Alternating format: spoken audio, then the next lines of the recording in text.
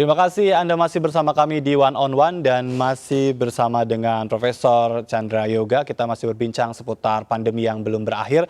Tadi Anda katakan, Prof, bahwa ada 5 hal yang perlu untuk dilakukan, bukannya memperlonggar, tapi Anda mengatakan tadi harus makin memperketat, begitu kan? Dan juga harus ada data yang sangat akurat, tidak hanya bicara tentang hasil tes, tapi juga bagaimana perkembangan di rumah sakit. Hal lain apa yang memang menjadi penting dan itu tidak boleh ditinggalkan oleh otoritas?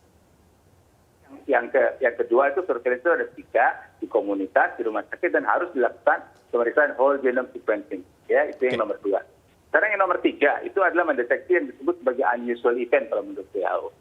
Apa tuh unusual event atau kejadian luar biasa yang mungkin diduga berhubungan dengan varian baru adalah hal-hal yang biasanya tidak terjadi tapi kemudian terjadi.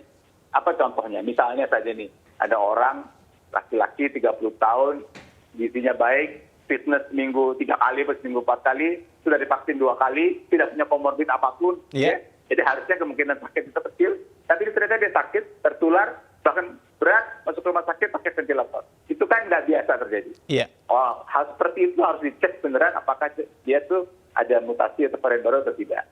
Contoh lain unusual event yang sudah terjadi saat ini, ada di satu rumah sakit yang kemudian tiba-tiba beberapa banyak orang, sekian puluh gitu petugas kesehatannya tertular dari seseorang yang dirawat kemudian sakit semua. Dan mungkin juga keluarga di rumah sakit. Ini kan unusual event. Biasanya kan orang pakai pakaian lengkap tidak tertular. Tapi ini kok bisa tertular? Jangan-jangan itu juga karena varian baru. Jadi harus dicari kejelian petugas untuk mendeteksi unusual event ini, kemudian mencek apakah itu karena varian baru atau tidak karena varian baru, supaya kalau karena varian baru bisa dilakukan tindakan-tindakan yang tepat.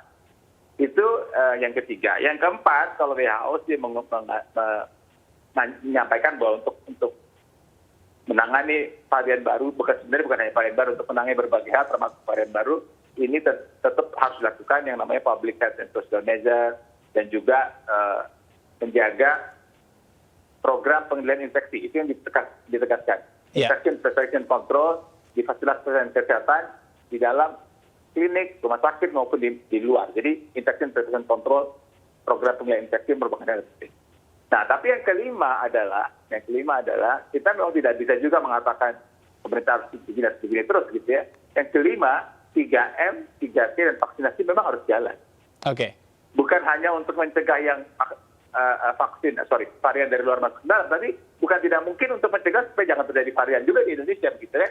Varian itu akan timbul, mutasi itu akan timbul kalau penularan di masyarakat itu besar. Iya. Penularan di masyarakat besar sehingga virusnya harus bertambah banyak. Pada waktu dia bertambah banyak itu mungkin sebagian bagian tubuhnya, bagian virus itu berubah, itulah timbul mutasi. Jadi 3M itu harus dilakukan terus-menerus secara ketat. 3T juga harus dilakukan secara ketat, dan vaksinasi kalau memang sudah ada jadwalnya harus vaksinasi. Dan saya pada kesempatan ini saya ingin sampaikan bahwa 3M itu memang mungkin ada aturan dari Satgas atau anjuran dari pemerintah. Tapi sebenarnya 3M itu dimaksudkan untuk melindungi kita sendiri. Melindungi diri kita, melindungi keluarga kita, melindungi orang yang kita cintai. Jadi kalau kita memakai masker, menjaga jarak, mencuci tangan, itu lebih untuk melindungi diri kita sendiri sebenarnya. Jadi marilah kita lakukan demi melindungi kita dan keluarga kita. Baik, ini menarik ya tadi. Poin kelima, jangan sampai justru mutasi baru itu terjadi di Indonesia ya. Versinya Indonesia, dan artinya tadi perlu langkah-langkah yang baik yang dilakukan oleh pemerintah dan juga oleh masyarakat. Tapi kalau kita berbicara tentang data, kita selalu dihadapkan pada angka kesembuhan yang tinggi. Itu kan membangun optimisme masyarakat. Tapi di tengah itu juga kan ada angka kematian. Nah sebetulnya, Prof, bagaimana kita bisa menyampaikan kepada masyarakat bahwa COVID itu ada, dan tadi penerapan protokol kesehatan itu bukannya diawasi oleh Satgas, tapi muncul kesadaran dari diri sendiri. Ya. Data ini kan untuk apapun juga ya, tergantung dari data apa yang masuk. Informasi apa yang masuk kemudian diolah jadi data yang keluar. Kalau informasinya betul-betul up to date, informasi terakhir, maka tentu data yang dikeluarkan itu akan baik. Tapi kan Indonesia ini luas, jadi bukan tidak mungkin informasinya tidak. Beberapa waktu yang lalu kita pernah dengar bahwa informasi itu terlambat, informasi itu tidak masuk secara benar. Kalau itu terjadi, maka datanya bisa kadang-kadang kita harus lebih analitik atau lebih cerdik membaca data itu. Itu poin pertama.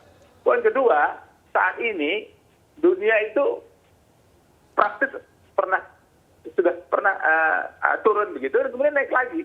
Jadi itu jadi tren di seluruh dunia, bukan di seluruh dunia katakanlah. tren dunia global itu angkanya masih naik lagi sekarang. Kita nggak usah bicara tetangga kita, Singapura yang baru circuit breaker lagi, Malaysia lockdown lagi, Filipina juga melockdown lagi, India yang angkanya tinggi sekali meningkat gitu ya. Tapi kalau secara global, secara tetangga kita angkanya memang masih naik gitu. Jadi kita ini alasan kedua juga kita tetap harus waspada walaupun ada angka kesembuhan yang tinggi gitu. Dan yang ketiga, kita sudah belajar dari banyak pengalaman. Contoh yang terakhir ya India lah yang paling ekstrim. Sebenarnya Eropa juga pernah. Di mana kasus itu sudah pernah turun. Gitu ya. Kemudian kalau orang abai, maka dia bisa naik lagi. Dan naiknya bisa tinggi sekali. Baik. Jadi karena COVID ini masih ada bersama kita, maka memang 3M, 3T vaksinasi itu harus berjalan secara maksimal dan jadi prioritas utama begitu. Karena memang situasi belum aman. Dan kalau toh ada yang mengatakan situasi sudah menurun, bukan tidak mungkin naik lagi kalau kita semua abai. Dan bukan tidak mungkin itu bukan katanya, sudah contohnya di negara lain. Sudah terjadi ya di sejumlah negara begitu ya. Tapi tidak bisa dipungkiri kerumunan kasat mata kita bisa lihat, bahkan beberapa perusahaan sekarang sudah menghapuskan WFH ya.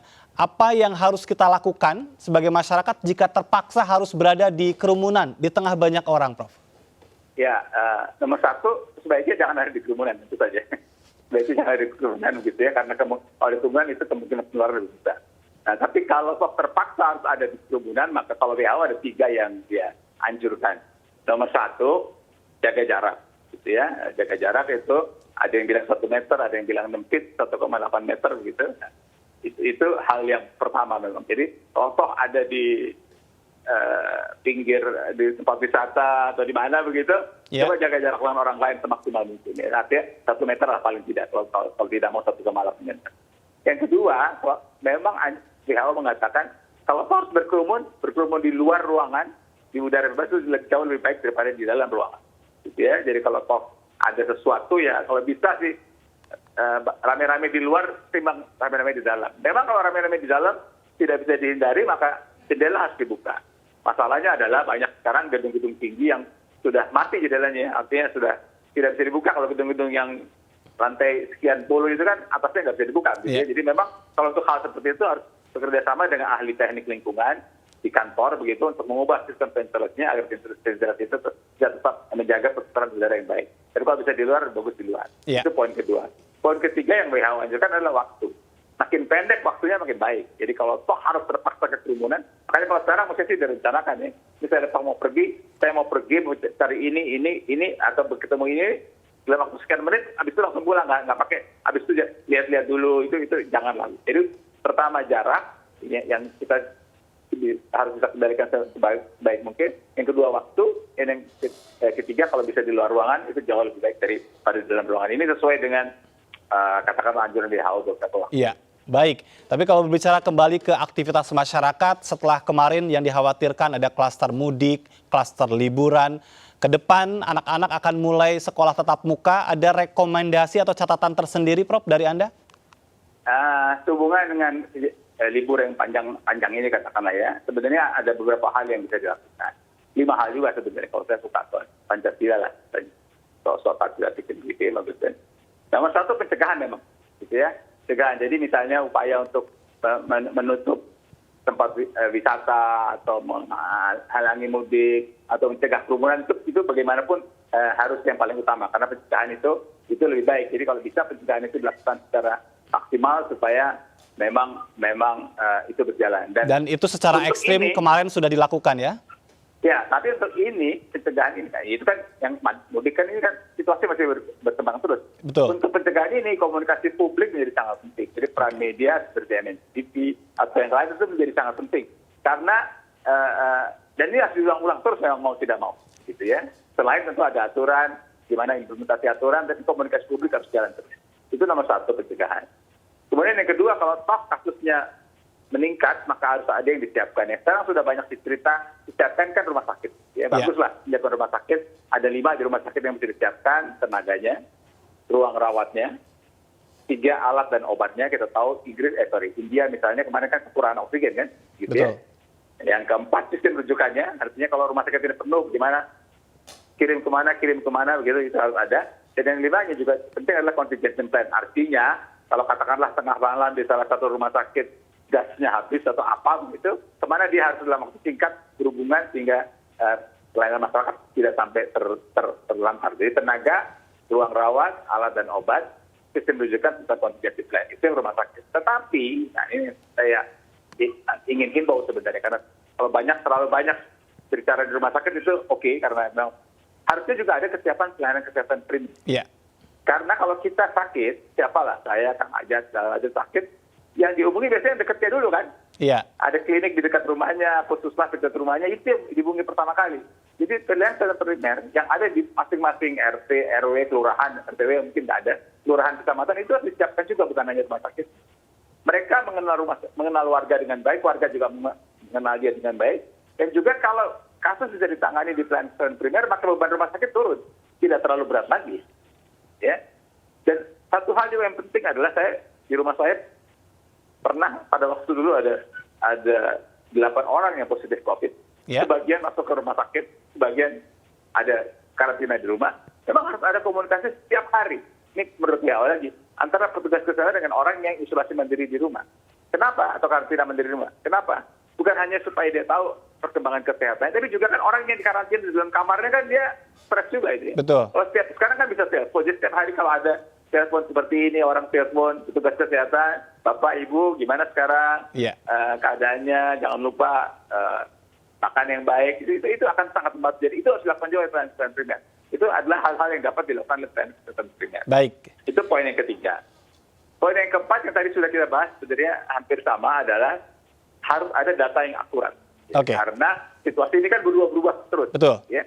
Karena itu datanya juga harus sesuai dengan perubahan yang ada, sehingga kalau pakai bahasa manajemen barangkali harus ada evidence-based decision making process. Pengambilan keputusan berdasarkan data yang akurat yang dapat dipertanggungjawabkan. Baik, nanti kita kesambung lagi ya. Jangan sampai ada kebijakan-kebijakan yang berubah-berubah dan masyarakat menjadi bingung sendiri begitu ya. Tapi ada juga hal yang menarik, Prof, nanti bicara tentang vaksinasi yang sudah dilaksanakan. Justru ada sebagian masyarakat yang merasa sudah kebal, malah jadi abai protokol kesehatan. Tapi nanti tetap bersama kami, tetap di One on One.